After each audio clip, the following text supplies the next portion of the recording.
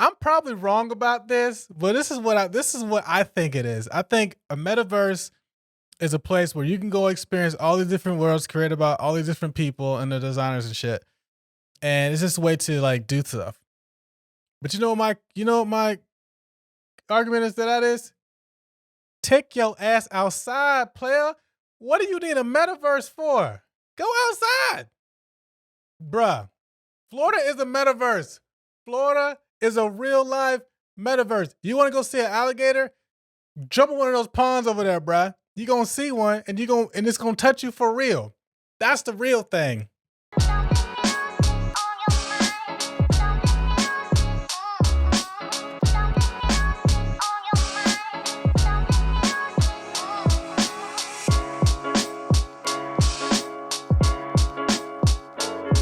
What up, unicorns? Eric Avery here, and welcome to another episode of the Ugly Unicorns podcast. I'm just joking. How you like my new look? This is my it's cold in Florida look. It's like 50 degrees out. Don't judge. Yeah, it's cold. Anyway, actually, it's making my head a little hot. All right, I already got these headphones on, this hat on. If you can't see, go to YouTube. What up, guys? What you guys been up to? I don't know why I did that. I don't know why I did this. Well, what you guys been up to, man? What's been popping? Yeah, 2021 is almost over. It is almost written in the books. Uh, you know, so I don't know what's gonna happen in 2022. What do you guys have on the horizon? Horizon? What do you guys have on the horizon? What's new? What's next? What's going on for you guys? I know for me, there's been a new journey set for myself. More on that later. Maybe not in this podcast, or maybe the next podcast. But just to give you this sort of an insight, I am taking 3 weeks off because I'm starting a new job. And I'm gonna stop right there. I'm just gonna leave it like that. I won't go into who I'm working with or what I'm doing as of yet. Um, I'm pretty sure you'll find out if you go to my LinkedIn. I mean, that's what I don't understand. Like, people try to keep like things private, but like, your LinkedIn's wide open. I can go to your LinkedIn right now and find out if I have your name, whatever. I can find out where you work. I can find out what your past works were. Past works? Your past jobs were. So like, it's gonna be not a secret. It is what it is. You know, birdies gotta fly. Birdies gotta fly. Shake and bake, Ricky Bobby. Anyways, yeah, guys. So, a few things I got in the books. Few things I want to talk about. Nothing too crazy. Yeah, we had belt promotions. I think a couple weeks ago. I got a stripe on my purple belt, so that's pretty cool. I've been a purple belt for less than a year. I already got a stripe, so I was pretty excited. Oh my god! Oh my god!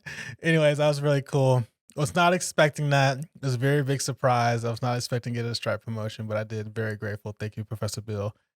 And yeah, so one thing I need to do is I need to start training more. So I'm not gonna make any freaking New Year's resolutions or anything like that. My goal is just to be a better human and train more and learn more, not only in jiu-jitsu but in life and also in design and everything else. So those are the things that I need to maybe work on. We're gonna Yeah, so that's what I'm looking forward to in the next year. Is just, learning and growing and doing a lot more things that I'm not used to doing, getting a little more uncomfortable. That's what life's all about, man. If you're stuck in your comfort zone, you're never gonna grow. So that's what I want to do. I want to get a little more uncomfortable next year. I got uncomfortable uh 2020 when I did my first jiu-jitsu competition. That was the most nerve-wracking thing I've ever done. Even more so than public speaking. Public speaking is nothing compared to getting mauled by a stranger. Like, you guys have no idea. Yo, shouts out to the UFC fighters, because like, I'm just grappling. Those dudes are getting punched in the face. But speaking of getting punched in the face, did y'all guys see Tyron Woodley? Oh my god, bruh. Yo, my heart hurt, man. Seeing that man get KO'd like that, it was just not good. It's just not good. Yo, man, I don't know what this does to his legacy. I mean, he's still a UFC Hall of Famer. I feel that's what most people say. I mean, He's defended the title many times as a welterweight. You know, very good. But yeah, man, it was sort of heartbroken to see my man get beat like that. Um, from what I hear, I didn't watch the fight because I don't order pay-per-views. I don't. For me, I'm like, oh, why do I need to pay for that when I can literally go on YouTube the next day and watch it for free? Like, it is what it is. That's life, man. But yeah, man, it's just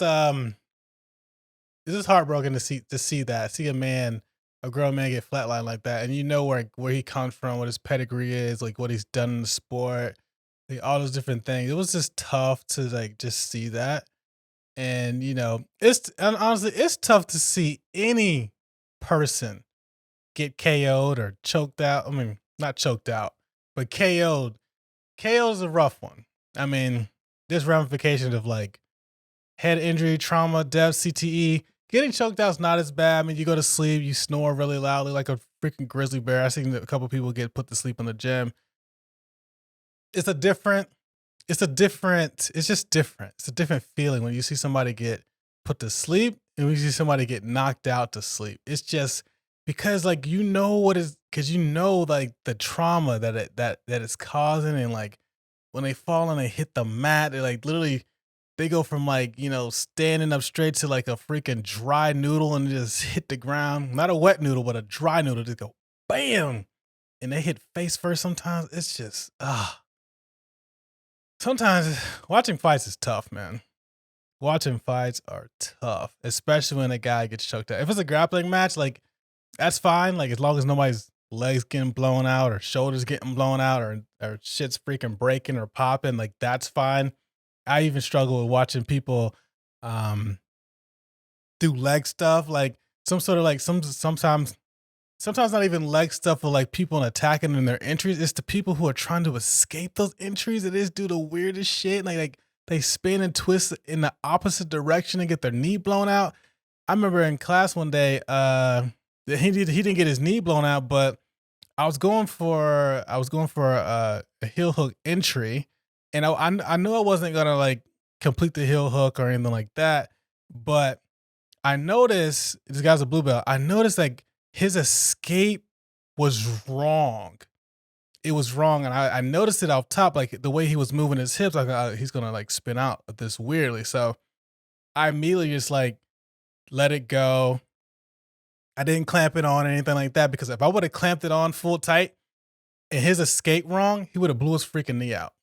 And is it that his fault for not knowing the proper escape, or is it my fault for trying to go 100% on the training part and I'm not even competing or anything like that? So that's tough, man. So what I want to say is make sure that you take care of your training partners and don't blow their knee out, even though they are not concerned with blowing your knee out. Just make sure you take care of your people. And that's one thing I noticed too. I am a bigger guy. I think I am a bigger guy. Sometimes I don't feel like it. But when I roll with people, I don't go 100% and 100% like I'm training for a Naga or IBJJF competition. I just never rolled that way. I've never been that guy. Even at white belt, from white to purple belt, I still roll that way. And I play a little loose, I play a little more fun. But that's just me. But then you get other people who want to go 100% on you. I'm like, what the hell? Like, do you not sense my energy? Like, read the room. Like, I'm not trying to go, I don't have a competition. You don't have a competition. Nobody in this class competes because we're all like 30 plus, right? Who cares? But like, why are you doing that? So I'm trying to take care of them, look out for them, not go 100% because I could, and it'll be a rough day for them. But they're trying to go 100% on me. I'm like, what are you doing? Bruh. Is white belts? I expect that. I expect that white belt, all they know is their aggression. Is all they have. All they have is their strength or whatever. But sometimes their energy don't match their strength. They go 100% on the strength and it is burnout. Sometimes that happens to me. Sometimes it's the blue belts too, man. Like, you blue belts are still rolling like white belts. Why y'all doing that?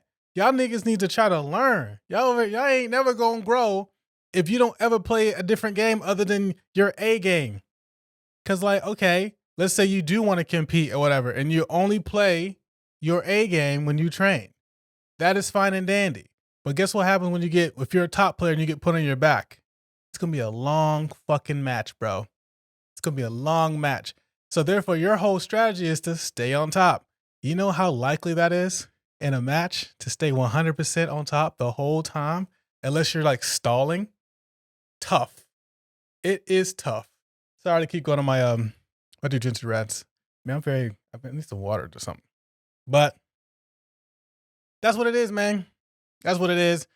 Jiu-jitsu rant over. Actually, not over. I just want to just emphasize that, like, yo, if you're training, take care of your training partners. They'll take care of you. Don't be the one who's like trying to go 100% in the heel hook, or try to go 100% on a Kimura, or trying to go 100% on the armbar. Because at the end of the day, if you hurt your training partners, you look like a dick. Nobody wants to roll with you. And then those people can't train. You postpone their journey. And now you have nobody to train with. Then now you got to go to a new gym and start that cycle all over again. Just not worth it, man. Just not worth it. But anyways, I got a few things I want to talk about. First thing I want to talk about is early in the month, one of the ladies that I coach and mentor for UX, she actually got a job, guys. Congratulations. Hold on. Do I even have an applause? Hold on. Check this out. Yes. Elizabeth got a job as a UX designer. Or she thinks she said UI, UX designer. She got a job doing user experience from coming to being a graphic designer. Shouts out to you. Here we go. Let me try this one. I love Don DeMarco. Yo, I love these little things. Let me know if you like these sound effects or not, because I can stop playing them because I have so many. Anyway, come on, camera, get back into focus. There we go. So she actually got a job, and Elizabeth, the person I'm talking about, is this person here. You can see in the video. You can check that out. Watch that video. I'm giving her portfolio review tips. So this was like our second chat that we had. We talked over email a few times as well, but this is the video. If you want to go watch that, check it out. Got some good nuggets in there. This is not the full video. I don't ever put a full video of me interacting with someone one-on-one. Always chop it up. I shorten it. I take out a lot of things because a lot of things are personal. I also take out a lot of details because, they pay for that information. I don't want to give that information out for free. So I just chop it down to like, stuff that people already know. Sometimes you can check it out there. So if you're interested in that, check that video out. Click on the link card right there, and you'll be good to go. But what was really cool, what really exciting is like she sent me an email, and I'm going to show you an email real quick. But she sent me an email, and I instantly was like started smiling. I was super excited. I think I was more excited than she was. I was like, dang, that is so dope. Because this is not the first time this has like happened. A lot of people who like digest my content, go to the Patreon, it helps them either, one, progress in the interview process, two, either get a job or whatever. So it just lets me know I'm doing something right. I'm helping out the world. I'm contributing. I'm contributing. I think I said it right the first time. But like seeing that is it's way more gratifying than actually doing anything else. Like I don't care about making projects and products for companies, like helping out others achieve and do what they want to do in their roles in their life. That is way more exciting. But I just want to pull up what she sent to me. So here, real quick, I'll read it for you guys. So it looks like I'm looking at it right there. That's pretty cool. So, hello, Eric! Exclamation point. I got my first job as a UX/UI designer. Your coaching was perfect, and I was able to make all the changes to my 2 projects and create a PowerPoint I presented in my interview. I made sure to summarize my slides, and I delivered. She didn't spell it right. I delivered. I guess that's what it is. Delivered to a story and empathy and user experience as pain points. I also here. I must also mention that they have a glowing unicorn statue in the office. I guess it was destiny. That's hilarious because, ugly unicorns, keep it gangster. Is there any way I can leave a review on your coaching? And I was like, that's freaking dope. That's freaking awesome. Hell yeah, you can leave a review. And so I think I posted this review to my either it's not on the website yet, but I posted it to I believe was YouTube. But here it is right here. So here's a review. I'm gonna go ahead and read this. I've written this review. You can put it on your website. Okay, cool. I might put this on the website so people can see it. But here it goes. Eric's honest critique and attention to detail when reviewing my UX slash. You know what, Elizabeth, we got to stop with this UX slash UI shit. It's fucking me up. Reviewing my UX UI projects helped me to create necessary changes to create a strong portfolio that led to my interview in my first job as a UX designer.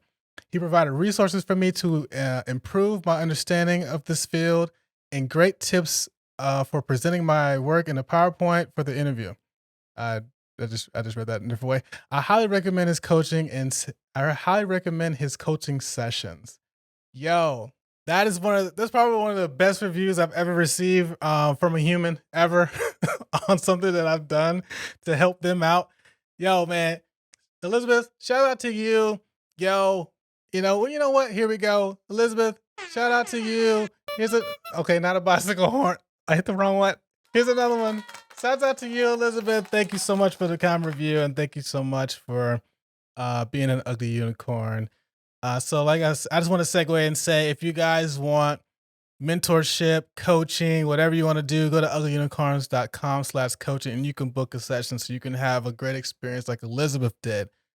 But let's continue on. I just wanted to put that out there because, man, that makes me so happy, dude. That makes me so freaking happy. I'm getting hot right now. Like, I need to take this off, but I'm not because I need that continuity in the video. If you can't see, go to YouTube. Anyways, something else I want to talk about. I'm probably late to the game on this stuff, but there have been some birdies, some things that I've seen across the internet pertaining to this thing called the Metaverse. I almost said multiverse like it's the Marvel movie. It's the same thing. Multiverse, metaverse, whatever. So like the whole metaverse thing. I mean, I don't get it. I don't understand it. Maybe I don't even appreciate it.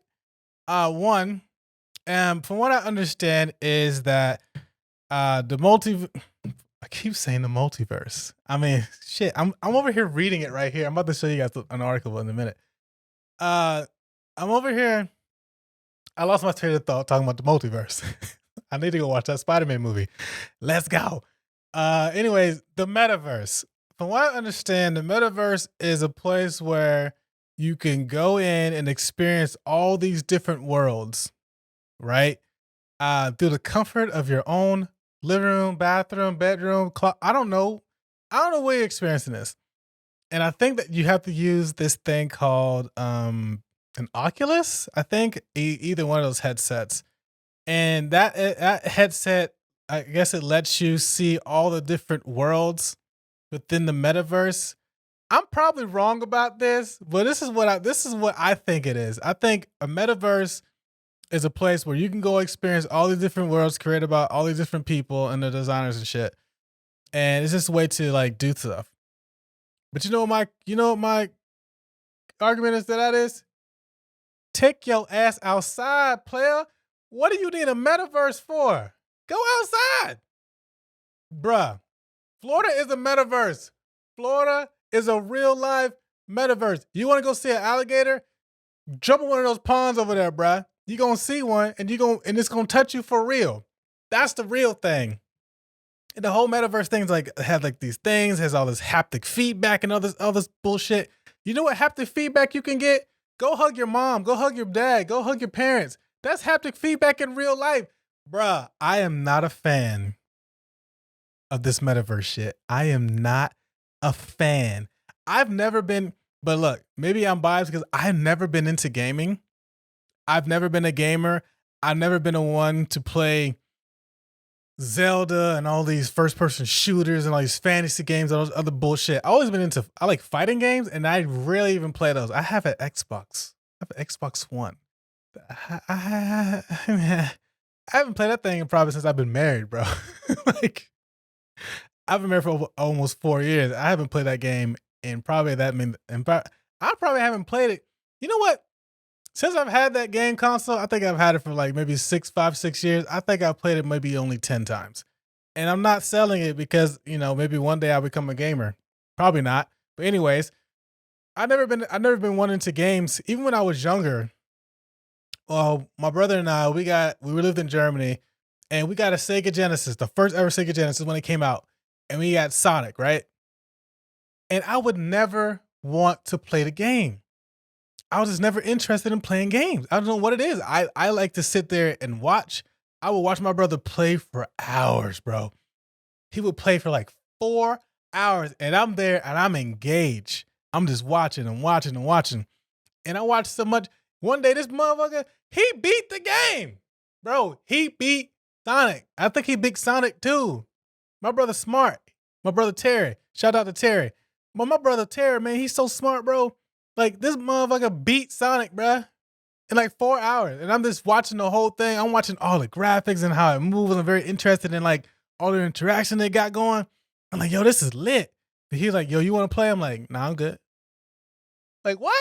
What person would want to play? Someone who's that engaged in the game, someone who's that invested. I'm like, nah, I'm good. I don't want to play. I don't want to mess up what you got going on. I mean, man. I just never been into video games. I don't know what it is. Like, I like experiences. Like, I like going out doing stuff. When I was younger, we used to go to the playground all the time. I'm in the backyard doing backflips because I watched Power Rangers one day on TV. Shout out to the Blue Ranger. Because he taught backflips at the end of the show. Pretty lit. I mean, I'm in the back in the backyard trying to do backflips. I'm on a trampoline. I'm at the park. I'm in the woods building freaking forts in the forest and shit. Like, I'm outside trying to skateboard. I'm not very good at that. But yeah, I tried it. It's whatever. It's whatever. I remember street losing on the skateboard in Germany when I was a kid. Me and Andre, I'm surprised I remember his name. Me and Andre were on the street on the skateboard like a luge style. We're going down one of those little ramps, and we come up on a turn, and we ain't make the turn. We ain't make the turn, bruh. It was bad.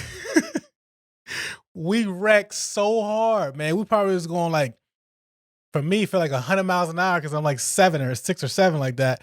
Yo, we go around a bend. We freaking fall off the skateboard, luge style. We go tumbling. I get up. I got a circle patch. It's just pink.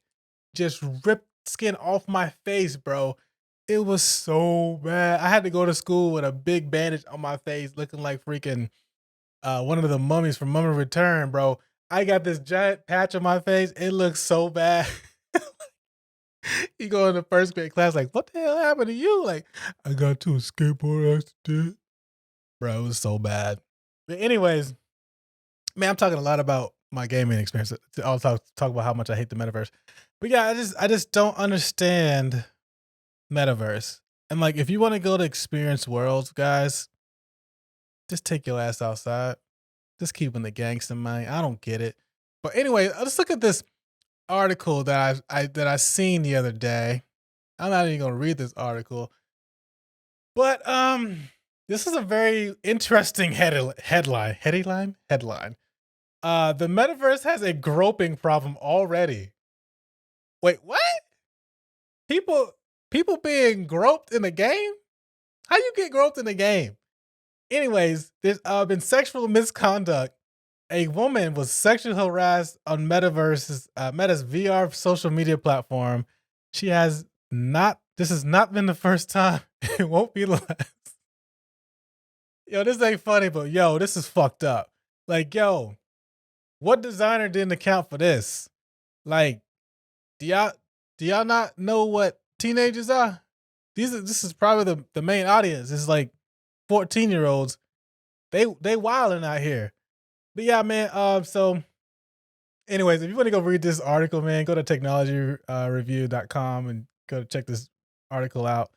It's very interesting because they said that there is a tool called Safe Zone that allows users to put up like a safe bubble around themselves so they won't interact or anything with another person within the metaverse.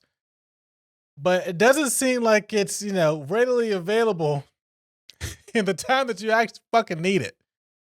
So like, yo, this is the issue, man. Like, yo, women out here not safe at all. They can't even go to a fake imaginary place, bro. This is bad, yo. This is kind of fucked up. This is not good. Cause I would hate one. Can you fight in the metaverse? Because if this happened to my wife in the metaverse, I'd be like, yo, forget this metaverse, bro. Meet me by the trash can, dog. It's going down. Like, you're not going to virtually do anything. You're going to physically get hurt. That's just me. You know, I got to protect mine. You know what I mean?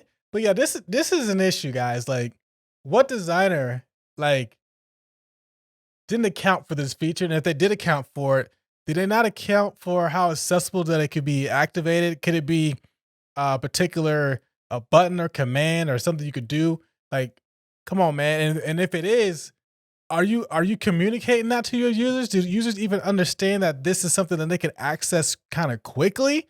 Like, I don't know, man. I just thought it was really fucked up that, you know, people out here getting groped virtually, even though I don't understand how you virtually get touched.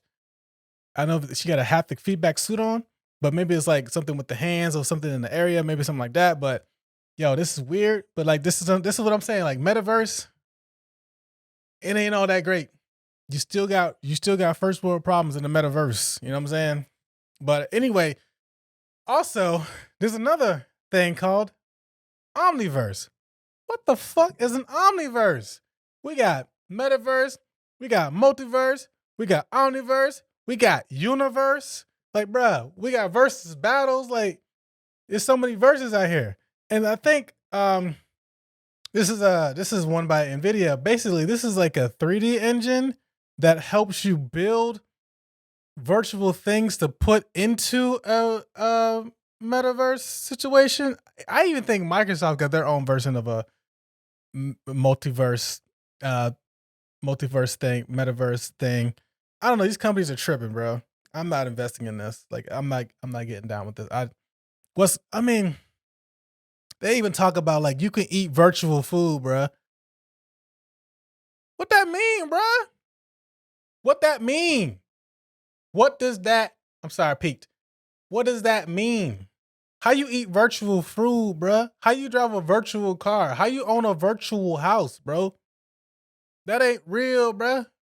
That's weird, but they want to make it seem like it's real. So like, if you poor in the real world, you can go to the metaverse and be rich, or if you're rich in the real world, you can go to the metaverse and be poor. Like, are we swapping life experiences like on a real time basis?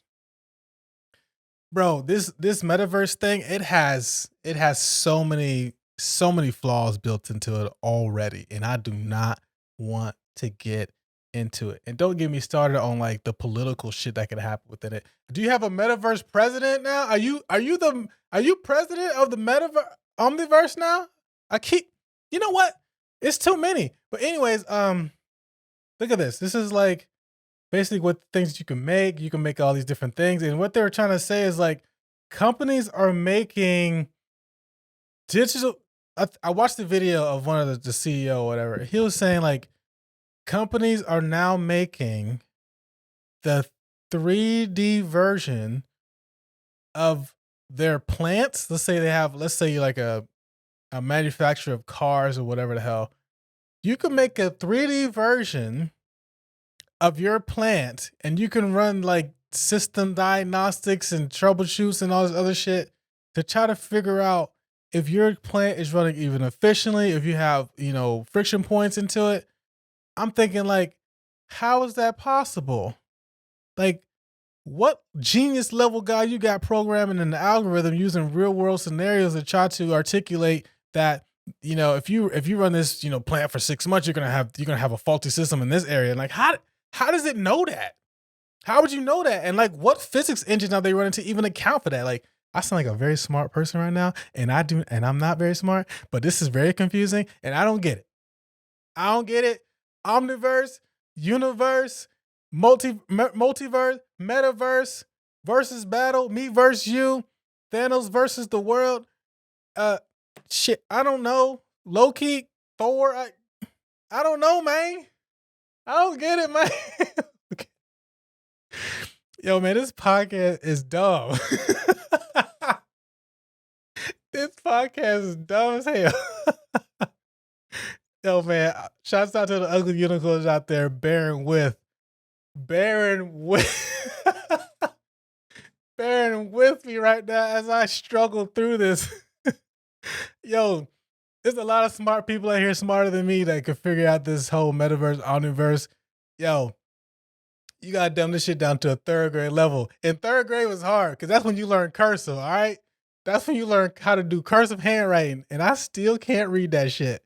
Bro, is that an L or a J? Is that a Z or a G? Somebody help a brother out. I don't know. Somebody help me out. Oh my God. Yo, I'm sorry for those who are bearing with. Please forgive. But anyway, I'm scrolling through this website and I'm not reading it, one, because this is way too much text, bro. I need more boxes. I need more pop-ups. I need a pop-up book. I mean, I'm not gonna play these videos with copyright issues, but I guess these are all the companies like that are contributing to the Omniverse. And I think how to describe it was the Omniverse is like, for simplest terms, like a tunnel to a metaverse. And these companies can build all these different worlds that I can basically put into the poop chute, get flushed down, and go to the bigger poop, which is metaverse. You know what? I'm not doing a good job of describing this. So I apologize in advance, and I don't know. But anyways, have you guys seen the Omniverse yet? If you have, I'm scared. I'm scared to even click on one of these things. Let me just click on that. Oh, you can wait. What? What is this? What website did I go to? Yeah, I'm not gonna click on any of these videos for copyright. But yeah, just go to nvidia.com and click on the Omniverse, man. Check it out, man. Let me know what y'all think. I guess you can download a beta, check it out, and see if it works. I'm not smart enough to do this, so I'm not gonna do it. So I'm gonna get rid of those. But yeah, man. Metaverse, Omniverse, Multiverse, Universe, Uverse, Meverse, Versus, Battle, Loki, Thor, all of them, bruh. All of them. But yeah, man, that's that's it. Another thing that I wanted to talk about too, man. So my wife and I, we've been binge watching this show called 20 something. Let me just pull it up real quick. Boom. We've been binge watching this show right here. Yo, this show right here is ridiculous. This show ridiculous. Look, if y'all don't know, look, I need to tell y'all. Look, hey, I got a secret. Hey, I got something to tell y'all. I regret to inform the Ugly Unicorns Nation that I, Eric Abram, the first, because there hasn't been a second, I, Eric Abram, am addicted to trash TV. Oh God. Yes. I am addicted to trash TV. This is not my first time watching something like this. This is not, guys. This is a problem. I've had this problem for years. It started out me watching The Real World. I still like to watch The Real World. I watched every season. Okay. I watched it so much. I even started watching the Challenger show, which is pretty stupid as well. It's just basically The Real World with games. Okay. I'm not proud of this. You know what? I got another announcement. I'm not proud of this either, but I even watched The Real Housewives of Salt Lake City. Oh my God. Yes, I did. My problem has gotten out of control. It spiraled out of control, and I'm not proud of this. Okay. I admitted it. The first step to solving a problem is admitting that you have a problem. And I admit that I like reality TV, even though it's not based in anybody's reality but the producers. It's still TV. All right, so it started with The Real World. Okay, I tried to watch Road Rules. Wasn't my thing. They're basically camping. Not really a big camper, even though I say I'm a camper to my wife all the time. She's like, "You're not a camper." I'm like, "But I am." Anyway, tried that. I tried the real world versus road rules. That's when it started for me. Okay. That's when the challenger game started. It was real world versus the road rules. Road rules never won, but yeah, because there wasn't that many of them. But yeah, this is kind of how it all started for me. And so like I've watched damn near every real world freaking thing, and this is basically the real world. Except they just added one more person, and so now it's called 20 somethings, and it's 8 people instead of 7. And guess what? They don't all live in one house. They live in, hey, spoiler alert. Hold on, hold on, hold on, hold on. Check me out. Check me out. Spoiler alert. Was that even a good spoiler alert? What about this? Okay, that's a triangle. All right. Spoiler alert. I'm about to say some things that pertain to the show. If you do not want to listen, I suggest you cut it off. And 5, 4, 3, 2, 1. Spoilers inactivated. Inactivated? Spoilers activated. All right, so it's about 20 somethings. These people are on an average age of like 24, just like 23-year-olds, 23-year-olds. I think the oldest person might be 25. Okay. And then all these people from like all over the country. I mean, this chick right here, she's from California. He's from the Carolinas. He's from the Carolinas. She's from Houston. He's from like Arkansas. She's from Florida. She's from Florida. And he's also from LA.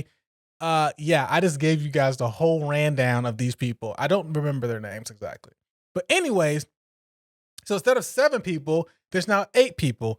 I guess you can get away with copyright infringement if you add one more. But anyways, Netflix, shouts out to you. But basically, yeah, there's a bunch of episodes. Spoiler alert, spoiler alert, spoiler alert. Don't look if you don't want to look. Anyways, so like, yo, these kids, man. I mean, we binge watched. It was like 12 episodes. You know, I'm not very proud of my decisions, you know, because I'm on vacation and I don't really care. But I watched 12 episodes in like a day, and it was not great because I didn't sleep that night, and I went to bed at like 2 o'clock in the morning. But hey, the first step is admitting that you have a problem. Anyways, so these freaking kids, yo, I call them kids because I'm older than them by like maybe 10 or 12 years. But anyway, who cares about that? Okay, math is hard. All right, math is difficult. But anyways, these kids, like they like live in Austin, Texas. Like, you know, they never lived in Austin before. It almost feels like this is their first time ever leaving the nest. Cause I'm gonna be honest, a lot of these kids live with their parents. Like damn near 90% of them. So it was so strange to hear them talk about how like, you know, they never lived alone. They never, been outside the house. I'm like, did y'all not go to college? Like what school? Did you not go to college? Like I remember like moving out of the house and not having a room when I came back to visit. Like it was just like that. Maybe it's different now for the 20 somethings in today's day, but like, yo, these kids are like 23, 25 years old, still in with their mom and dad. I thought that was very interesting. Like, bro, I hit 18, 19. I was out the crib, bro. I was in there paying bills. I got a cell phone. I got my own car. I got all that stuff. Like, I got my own apartment. Like, I lived alone till I was like married. I mean, I had a roommate in college. I think I had one. Yeah, I've had one roommate in college. Other time, after that, it was just me, baby. And I didn't get another roommate till I got married. And man, look how that's going. I'm still married. I guess it's good. Love you, man. But yeah. So like these two right here, spoiler alert, still inactivated. Spoiler alert, you know what? Hold on. Spoiler alert, still activated. So these two from California end up hooking up at the end. But before, she liked this dude over here because he was a hottie. He was a hottie patati, right? But because he was from the South, because he's from like North Carolina or South Carolina, she automatically was judging him. She thought that because he was in the South and he was Southern, he had a Southern accent, that they did not share the same political views.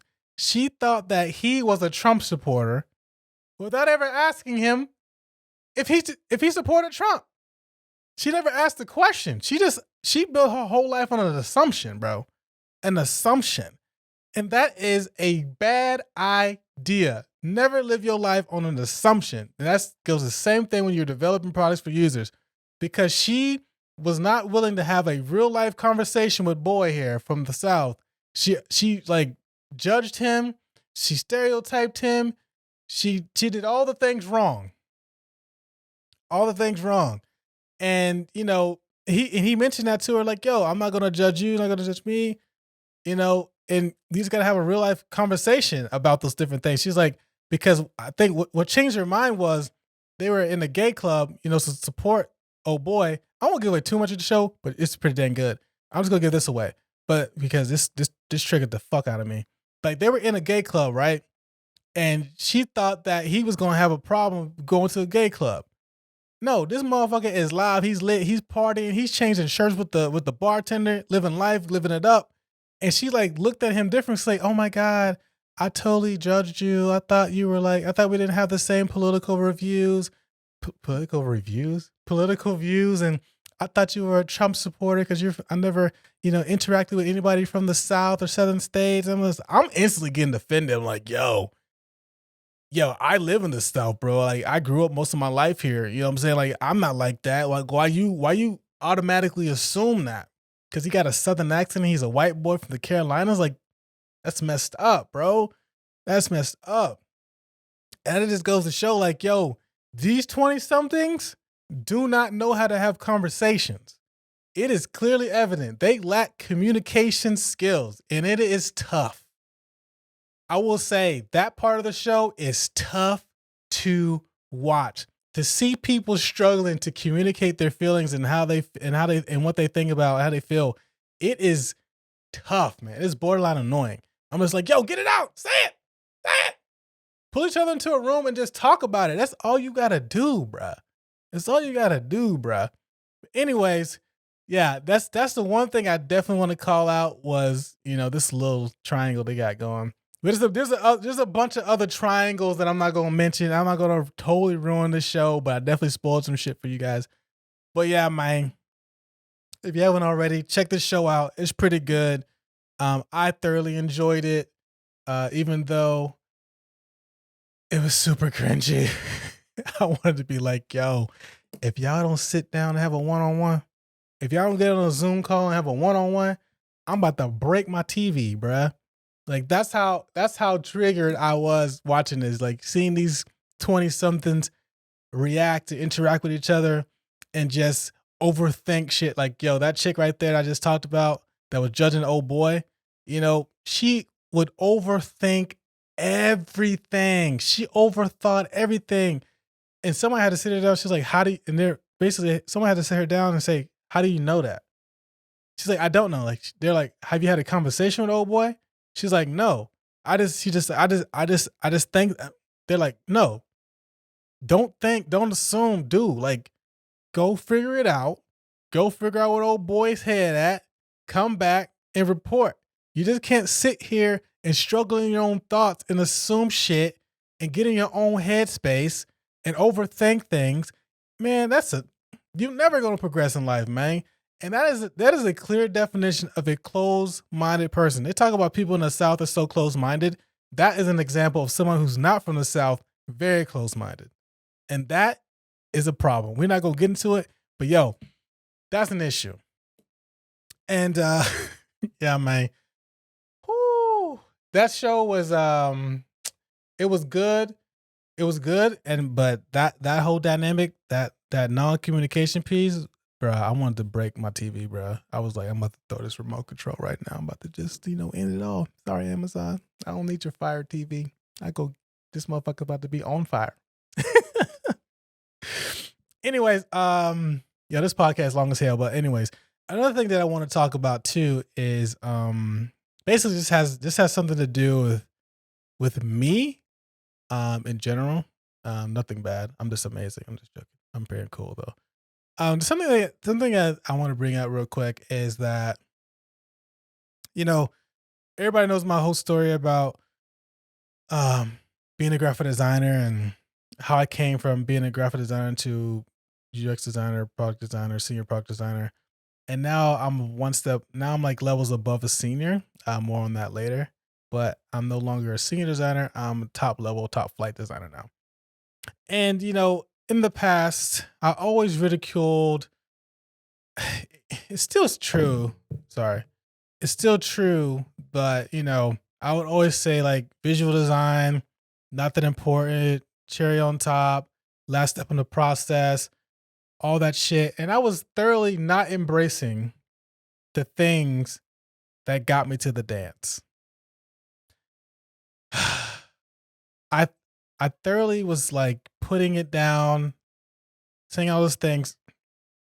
It's still relatively true, but I didn't have to go about it in the way that I went about doing it.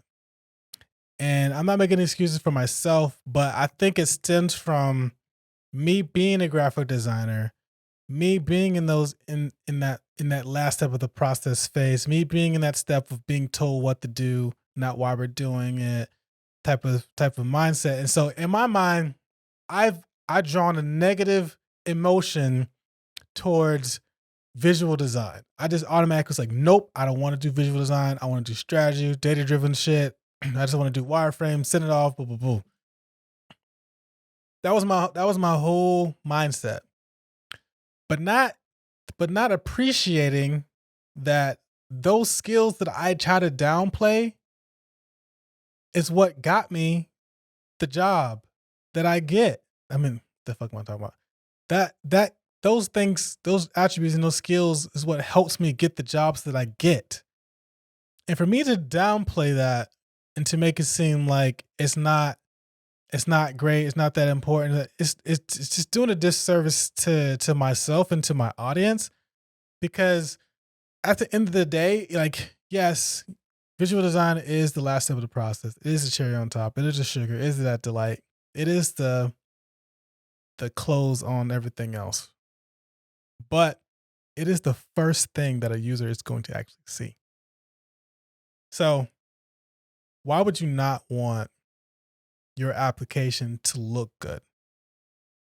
But it also has to function, right? But I'm just going to say like it does have to leave a first impression, second impression, third impression. And as you interact with the app, you get more and more impressions on it, right? You get this, okay, this app looks good.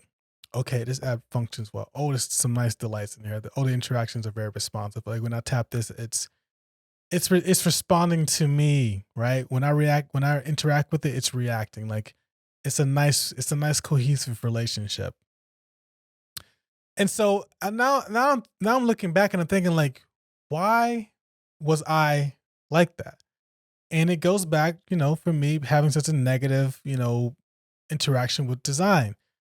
And so now I'm taking a step back and saying, like, you know what?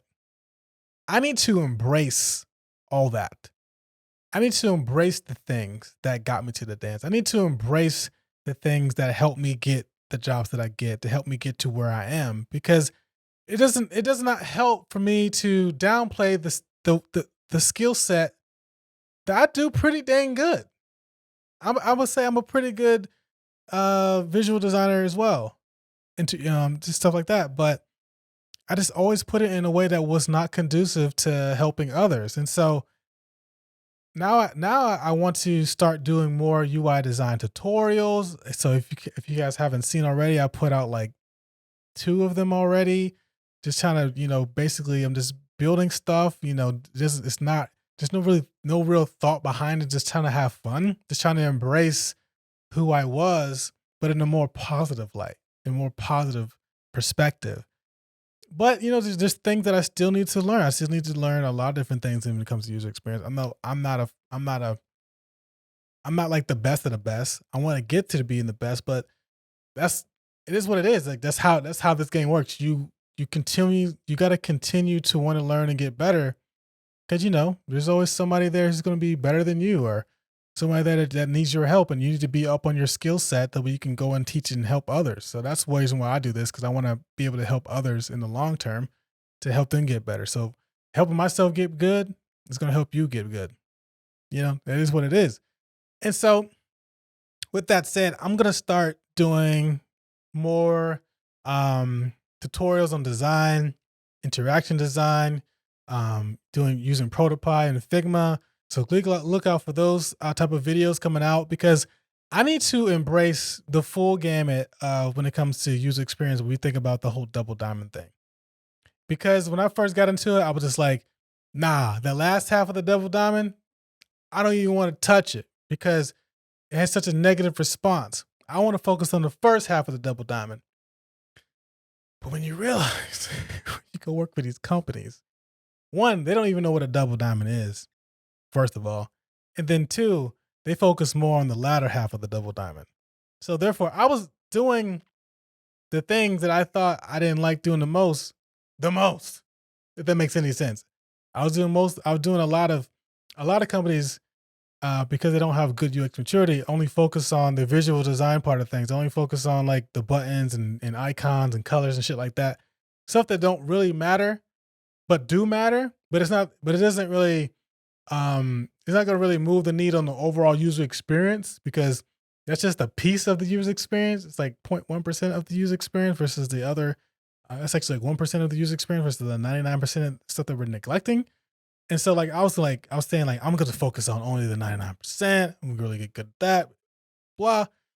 And then the sugars on top is going to come later. When you find out, you go to these companies, you get hired for these jobs, and, you go in, you want to do all this whole UX process, and you realize they don't care about any of that shit. They want that 1%, and that 1% to them is 99%. So now you're doing visual design constantly, and you're neglecting the other parts. And that's not good either. So now you got to go educate yourself on the other parts, make sure you're staying current. You're probably out there looking for jobs to do the whole gamut, and not just focus on one piece or the other. And so that's what I'm doing currently, is doing that.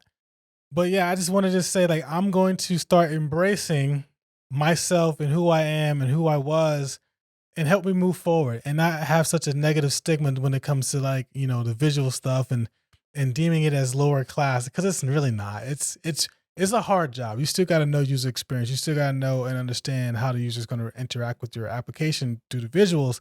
So I'm going to start embracing and doing more of that when it comes to the YouTube channel. Doing more of those tutorials, help you guys out visually, interaction stuff, just to help you guys out, because that is the one thing that most of you guys are missing, right? And that is the one thing that most of these companies are looking for. They always say like, oh, you don't have to code, you don't have to design, blah, blah, blah. But at the end of the day, you do. You still need to learn all those things. And if you don't have those chops, it's going to be tough for you to move forward going forward, because they place a lot of value on those things. So why not, work on it and create yourself some more value going forward. So that's what I'm going to be doing now. I just say all that to say, I'm going to start embracing who I am as a designer going forward when it comes to the whole gamut of user experience, and not just focusing on the first half of the double diamond and downplaying the latter half of the double diamond, because that's not right. That's not right to my viewers as well. You got to be able to do it all. In the grand scheme of things, there are specialists out there that can, that only do, the strategy, that only do the user experience, that only do the visuals, that only do the interaction design. There's companies out there that allow you to just specialize in that way. But there's other companies or smaller companies that want you to be like a generalist, and you can kind of do the full gamut. I think it's like they call it a full stack product designer or whatever. Still a weird concept to me. I think of like the developer, but like you're able to do like your own research, your own discovery work, your own, prototyping, and then wireframing, et cetera, like the full gamut, right? The full UX spectrum, which is fun. But sometimes you want to take a role where you don't have to do all the things, right? So work for a small company, get a feel of what you really want to do, go work for a bigger company so you can focus on the things you really want to do. That might help you out in your career going forward. It's something to think about. But yeah, I just wanted to say, like, I'm going to start embracing who I am as a designer and as a person. And I want you guys to do the exact same. So whatever skills that got you to the dance, that got you to where you are today, that got you these UX jobs, embrace those skills and expound and work on those skills even more so, right? So be the best at the thing that got you to the dance. And still work on the other things that you're not so good at, but be the freaking best at the things that got you to the freaking dance. That's all I got to say. And with that, I'm going to end this podcast because I got to take my dogs out because they need to go for a walk. All right, guys. I really appreciate you guys rocking with me. 2021 has been a blast. My channel has exploded. I have almost 3,000 subscribers, more and more each day. Because of you guys, it really helped me. You like the video, you subscribe to the channel, you share with your friends. If you haven't done those things, make sure you just go ahead and do that. But, this channel would not exist. This podcast would not exist if you guys weren't here, right? So I want to just give a congratulations and an applause to all my ugly unicorns, my subscribers, my patrons, everybody who's, basically mess with me, fuck with me, you deal with me, you listen to me, you work with me, etc. I appreciate you guys, man. And 2022, let's do it again. All right, guys, with that said, this is Eric Abram. And like I always say, don't just be a unicorn.